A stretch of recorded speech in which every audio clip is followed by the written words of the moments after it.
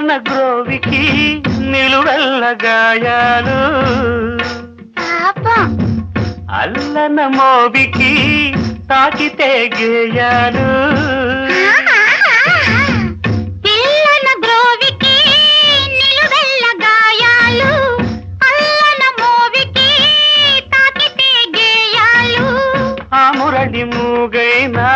ఆ పెదవి మోడైనా ఆ గుండె గొంతులో ఈ పాట నిండదా ఈ కడిమి పూసేనా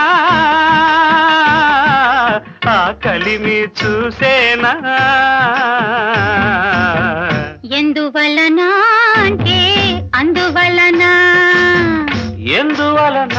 అంటే దైవ ఘటన గోవుళ్ళు గోపయ్య